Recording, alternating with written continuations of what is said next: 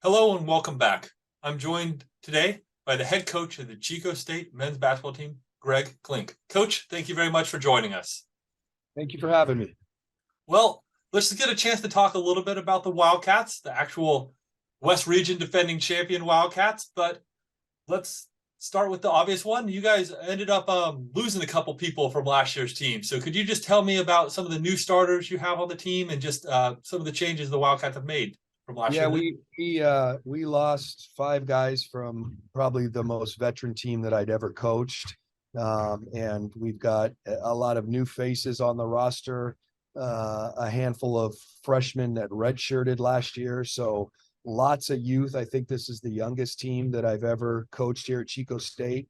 But lots of new faces and a couple key returners in Josh Hamilton and Kelvin Wright. Brennan Wheeler is in a new role. Kelvin hasn't played yet because of injury, but he's somebody that had a significant impact on our team last year. Josh Hamilton as well.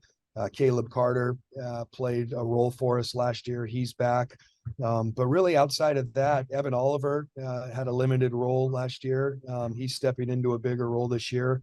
But outside of those 5 guys, the rest of them are new or guys that redshirted for us last year. So we've got a lot of youth, a lot of inexperience, but I love the group and they're working very hard. So what have you learned about your new team this year in the first 5 games of the season? Very high character, really good work ethic, bought into getting better every day. And we understand we have a long way to go. It's a different year for us than it really has been in the past few years anyway, where we don't have as many veteran guys returning. So we're really counting on the ones that are returning to step up and do a good job leading. Justin Vigil, transfer from East Bay, is somebody that came in that's new, that's learning how we play, but has done a good job leading and setting an example of how to work every day. And then we've got a lot of young ones that are learning, and we've had to really do a good job teaching both sides of the ball. But I like the group. I really think that they are high character, very hardworking, bought into being good and getting better every day. And that's what I love. Fantastic. So you guys let's make a quick comment there. You guys did put a win in your CCAA, the win column already, got a win against Stanislaus early in the year. So nice to have that one. But the other one I was just seeing out there, I'm sure you're trying to figure it out, but I see you guys got kind of a group scoring effort out there. You guys have 4 players with 9 or more points. Is that something you guys are expecting to have a little bit more of a balanced attack this year?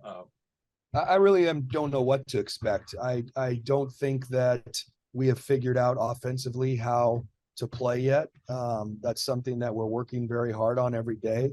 But there's not a lot of cohesion in terms of how we're running offense right now. And so it's been different guys every game that have stepped up and scored. I don't think our offensive efficiency is very good right now. And it's something, like I said, we're working to get better at. But right now, we're not sure where the points are going to come from or who's going to generate them. With Kelvin Wright being out, it's been, that's somebody that we usually look for to provide scoring and rebounding and defense. So with his absence, the post, where the points are going to come from the post has been a little sporadic, but we're trying to figure it out. I don't think that we have the answers on who's going to consistently score yet. I think we're a work in progress, and we're trying to get better every day and figure out who's going to provide points for us. Fantastic. So actually, let me just ask you a unique question on that one. When you have somebody out like Kelvin Wright, would you adjust the offense you guys are running now that you don't have a post, or would you guys end up just kind of run the same thing and hope somebody else can kind of fill that role so you stay in the same rhythm? Good question. We run the same offense. We just emphasize different things with different players. With Justin Vigil playing the post, we'll do some different things with him that we would do with Kelvin Wright in terms of our schemes and how we attack. When we bring in Isaiah home, we do some different things. So the offense doesn't change per se, but there are some wrinkles that we do depending on personnel and who's in the position. Thank you very much. Mhm. So if somebody were to go through, look at your box score, look at your stats, they might get a feel for your team. But tell me something, one of the strengths of your team that doesn't show up in the box score or the stats. I mentioned it a couple times, but the character of our guys, I am so fortunate to be able to coach high character student athletes, guys that care about their educations. Our culture is phenomenal. I put our culture and the way we operate up against any program in the country. We've done a phenomenal job recruiting really good basketball players, but great people. And that's been the foundation of this program for many years and will continue to be. But I would say that is our strength, is how we operate every day, how we show up, how we treat each other, how we practice, how hard we work. We have a long way to go in terms of our basketball. We are nowhere near a finished product, as I'm sure nobody is at this point, but with as much inexperience and youth as we have even farther to go in terms of tapping our potential. And we have a great group of guys that show up that are willing to sacrifice and do that every day. Great. So leads into another one. Let's say somebody from the GNAC is scouting you out in February. Obviously, there's a couple months between then and now. What do you want them to say the identity of your team is? I want them to look at us and talk about our unselfishness. I want them to know that we pride ourselves on the defensive end. Those two would be the biggest ones for me. Just how we share the ball, how unselfish we play, the pace with which we play, and how gritty and tough we are defensively. Thank you. Obviously, you guys probably came together, started conditioning together in September, if not even earlier than that. You had your first official practice right around October 15th. But I know that this year is obviously, with so many new guys, a continual level of improvement. You're always hoping to get better.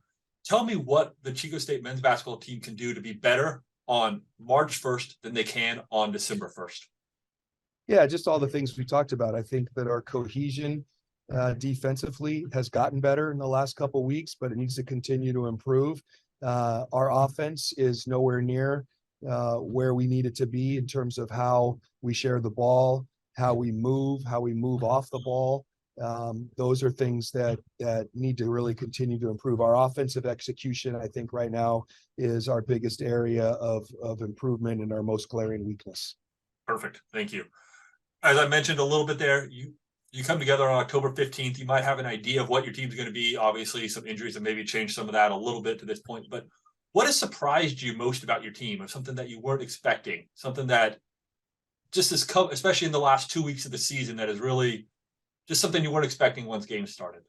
You know, I don't know that I am surprised. I think that I came into this year knowing that we were going to be a work in progress.